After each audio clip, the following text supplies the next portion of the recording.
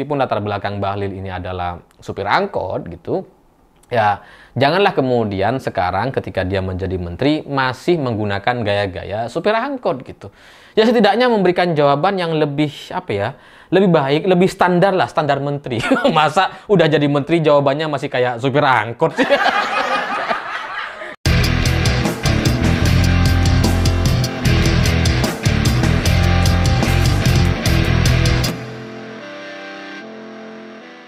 Selamat malam semuanya. Hari ini saya membaca satu berita yang sangat unik sekali karena dari kalimatnya nampak emosional, tapi ketika kita baca dan melihat gambarnya jadi pengen ketawa.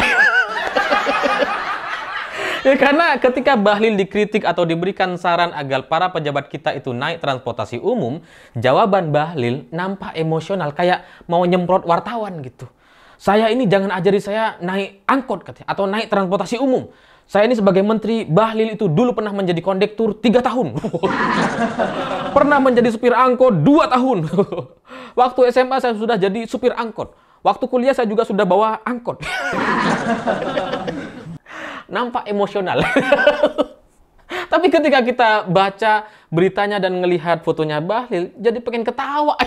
Gimana sih? Ya karena kalau Bahlil ngaku bahwa dia sudah pernah menjadi supir angkot 2 tahun katanya gitu ya. SMA sudah jadi supir angkot, waktu kuliah juga sudah bawa angkot. Jadi kan kayak gak nyambung gitu kan. SMA kan 3 tahun, terus kemudian kuliah 4 tahun, tapi bawa angkotnya 2 tahun. Kan gak ketemu.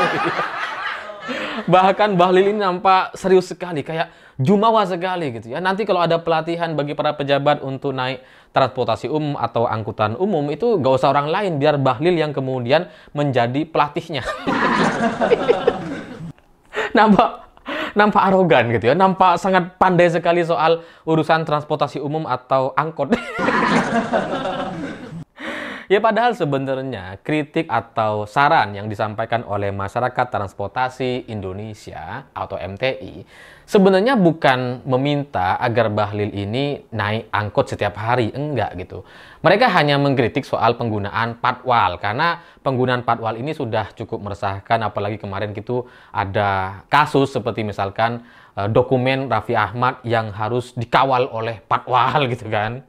Itulah yang kemudian menimbulkan kritikan. Jadi, menurut Masyarakat Transportasi Indonesia atau MTI, coba patwal ini cuma diberlakukan untuk presiden dan wakil presiden aja. Kalau untuk menteri atau staf atau utusan atau apapun itulah gitu ya, selain presiden dan wakil presiden, udah deh nggak usah patwal-patwalan gitu ya. Biarkan mereka itu naik transportasi umum atau setidaknya pernahlah sekali seminggu itu naik angkutan umum. Supaya apa? Supaya bisa menyadari, supaya bisa tahu kondisi masyarakat dan bagaimana transportasi umum yang digunakan oleh rakyat kita. Supaya apa? Supaya nggak kagetan mungkin gitu ya. Karena menteri-menteri kita atau pejabat-pejabat kita itu suka kaget-kaget. Yang terbaru Sri Mulyani kaget gitu. LPG katanya harganya 20.000, kaget dia. Kaget. Ya mungkin Bu Sri Mulyani ini udah jarang komunikasi atau ke dapur atau ngobrol sama pembantunya gitu. Jadi agak kaget-kaget.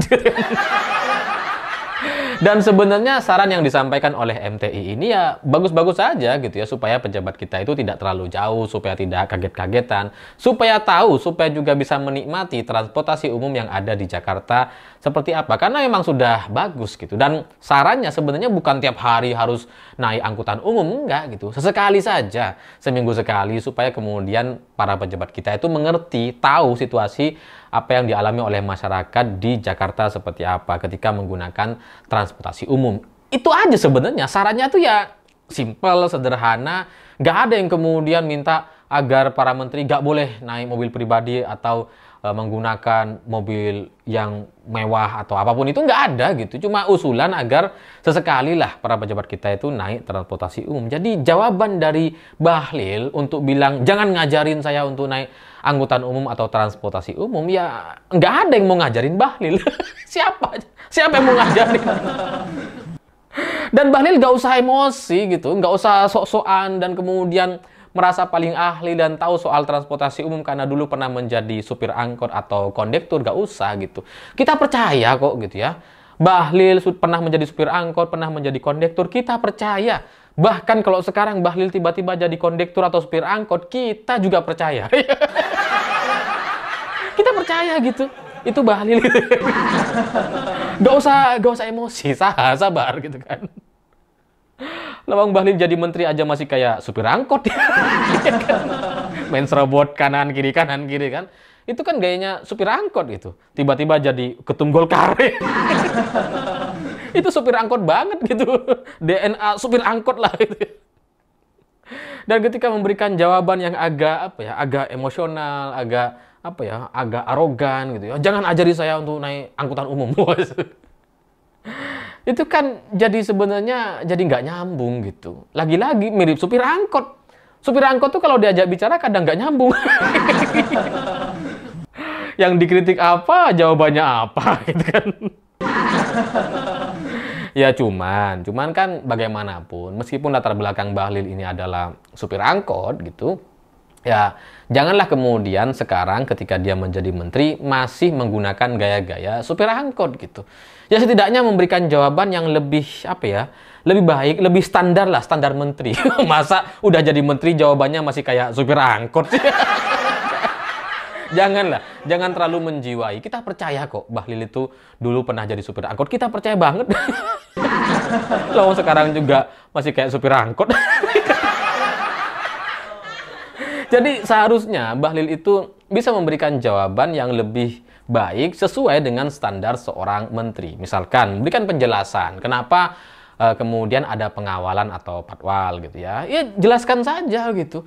Bukan kemudian jadi kayak nggak nyambung atau memberikan jawaban-jawaban yang kayak emosi atau menunjukkan bahwa dirinya dulu juga pernah menjadi supir angkot gitu. Kita nggak ada urusan dengan itu.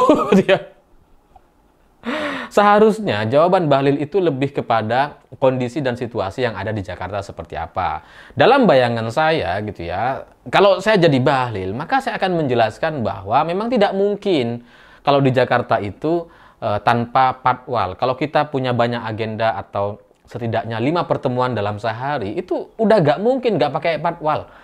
Pasti pakai patwal. Kenapa? Kalau kita nggak pakai patwal, itu pasti jadi terlambat-terlambat ke semua pertemuan gitu. Dalam pengalaman saya sebagai orang desa ini gitu ya, yang ya sebulan sekali kadang-kadang juga ke Jakarta gitu ya. Dalam pengalaman saya memang tidak mungkin kalau dalam sehari itu ada 5 pertemuan dengan jarak setiap pertemuan sekitar di atas 10 km atau belasan kilometer, dan kemudian kita mau naik mobil tanpa pengawalan itu nggak akan mungkin sampai ke tujuan tepat waktu. Karena pasti macet dan itu menyita waktu bisa berjam-jam di jalan gitu. Makanya kemudian ya harus pakai patwal gitu. Jadi apa yang saya lakukan kalau kemudian jaraknya begitu dekat itu ya saya sering naik ojek, naik motor gitu ya, supaya untuk menghemat waktu dan supaya bisa tepat waktu sampai di tujuan, supaya semua pertemuan bisa dilaksanakan. Itu yang saya alami, itu yang menjadi pengalaman saya kalau ada di Jakarta. Ya kadang-kadang juga ada patwal khusus gitu ya, yang memang disiapkan sama IO atau panitianya, ya bisa juga kadang-kadang juga saya pakai gitu kan. Jadi ya seharusnya penjelasan-penjelasan yang seperti itulah yang kemudian disampaikan kepada masyarakat bahwa tidak memungkinkan. Saya paham, dalam pengalaman saya memang tidak mungkin kalau seorang menteri dengan jadwal yang begitu padat, atau staf atau pejabat, atau saya saja lah yang bukan siapa-siapa, yang kadang sehari itu ada 5 pertemuan, itu pasti nggak bisa kemudian harus naik mobil kemana-mana. Pasti ya ada beberapa pertemuan yang jaraknya cukup jauh atau 10 kilometeran gitu ya, itu harus naik ojek memang. Jadi kalau Bahlil memberikan jawaban yang seperti ini, kita tuh bisa paham gitu bahwa memang nggak mungkin di Jakarta. Kalau nggak percaya, coba aja gitu kan. Dalam pengalaman saya seperti itu. Jadi kalau Bahlil kemudian memberikan jawaban yang seperti ini, rasanya masyarakat tuh akan ya memahami lah kenapa para pejabat kita itu harus menggunakan patwal. Karena kalau nggak naik patwal, ya pilihannya kan cuma 2 gitu. Naik mobil dan pakai patwal atau naik ojek gitu.